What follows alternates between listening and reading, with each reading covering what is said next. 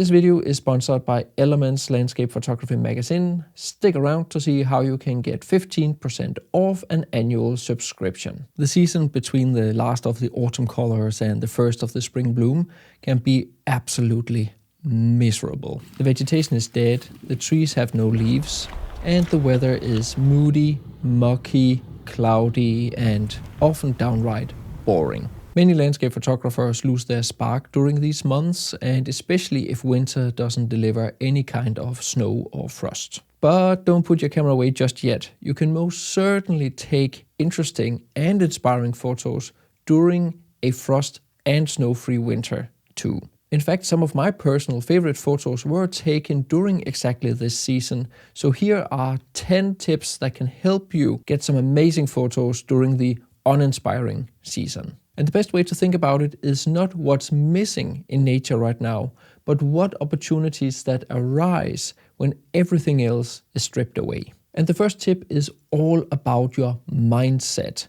As a photographer, you're 100% responsible for what's within your frame. Now, this is the same for all seasons, but in the pretty or green season, you get a lot for free with vibrant colors and beautiful light. But in the brown season, you need to be much more careful about what you bring into your scene, how you design your scene, how you compose your scene, because every element counts. So think holistically. The whole is greater than the sum of its parts. So whatever you bring into your scene doesn't have to be the most interesting in and of themselves, but combined, they tell a fulfilling and interesting story in your photos. Think about clutter at your edges. If it's distracting from whatever you want to tell, make sure to move your camera and place it otherwise so that you do not have those distractions in your photos. If a branch, a rock, or a patch of dead grass doesn't actively contribute to the whole of the image, it's a distraction that needs to go. When there are no leaves to hide the mess, every distraction stands out. Move or angle the camera differently to get rid of it. Take ownership of the entire frame and be ruthless with what you include. So number 2 is to do your proper research. I cannot emphasize this enough. Do your homework. Throughout the year, look for and note down locations worth photographing. The more you research, the more you explore, and the more you prepare, the more you will find that actually works, even when everything looks dead. Use apps, maps, or just go for scout walks without your camera. When that rare pocket of light hits on a random Tuesday in February, you will know exactly where to stand. I have a whole list of locations in my notes and maps that I know works for interesting photos during a snowless winter season. With research also usually comes some inspiration, and in that way you can develop some kind of vision. And inspiration and vision is something that is super important during the dark months. And if you want even more of that, I can highly recommend Elements Landscape Photography magazine. It is a digital magazine with a huge emphasis on the fine art aspects of landscape photography. Currently, the magazine is running monthly columns from Sandra Bartoccia, who is, in my opinion, one of the best abstract nature photographers working today. Lizzie Shepard, who in the January 2026 magazine is sharing a great column about photographing close to her home in North Yorkshire. Jim Bezier, I hope I pronounced that right, an American-based photographer who in the February 2026 issue has a column about photographing smaller scenes along the water's edge, and Bruce Percy, who has an inspiring column about creative loneliness in the January 2026 issue. A great fit for the theme of this video. The magazines have their own theme, and as you can see based on the front page of the magazines, Elements cover the entire broad genre of landscape photography. Every December there's also a special issue which so far has covered image processing, black and white, minimalism, travel, and printing. Throughout the many magazines there is also a segment called How It Was Shot, where a photographer explains how they worked a photo from their collection. In the special black and white issue we get a beautiful example from Cole Thompson. What I especially love about Elements Landscape Photography magazine is the minimal design, giving the photos room to breathe so they can stand on their own merit. And wow, are there some inspiring photos in these magazines. The annual subscription is only $99 US, but with my code down in the description of the video, you can get 15% off and get access to the current issue, the next 12 issues, special issues, and all prior issues. Yes, you heard that right. A big recommendation from me and Peter Pixels and many other readers of the magazine. Be sure to use the coupon code and the link down in the description of the video. So what do you actually photograph when nature is brown and dead? Well, if you don't want to photograph dead nature, look for strong subjects that are either unaffected by the season or actually benefit from it.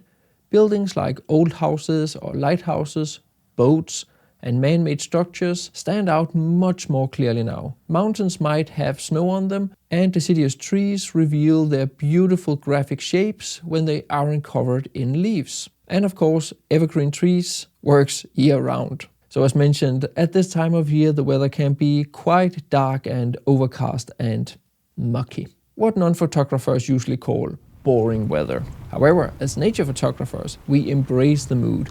We use it to our benefit. Clouds deliver interest, mood and atmosphere. If you're in a mountainous area, you might even get low clouds drifting between the peaks, creating beautiful separation and depth throughout the scene. Don't wait for the sun, use the drama of the grey. And if you suffer from more milky white skies, it's something I'm going to cover in just a moment. There are so many opportunities out there to use darker, more moody and grey skies in your photos. And that's something I have an entire chapter about in my easy-to-read 251 pages ebook all about light in landscape photography. In this ebook I cover all the different types of light you can encounter throughout the day and night along with color theory. It has tons of examples for inspiration along with the extended EXIF data. You will find a link for my ebook about light and my ebooks on composition down in the description of the video. So water is one of those elements that never loses its beauty. An overcast winter day is actually the perfect time for long exposures of rivers, waterfalls or coastlines. The soft flat light means you don't have to fight harsh shadows or blown out highlights, and you can achieve those dreamy, silky water effects that bring a sense of calm to an otherwise chaotic winter landscape. Although you need to be extra careful about your gear, I can also recommend going out on rainy days during winter. In big vista scenes, rain works like fog, so it also helps create separation between your foreground elements and your background elements and creates loads of depth throughout the scene. A snowless winter is the perfect teacher of minimalism. Because the landscape is stripped of color and complex detail, it becomes easier to isolate a single subject. Look for that one lone tree in a field or a single pier piling in the water. Use the empty spaces, the negative space, to create balance and quiet in your photos.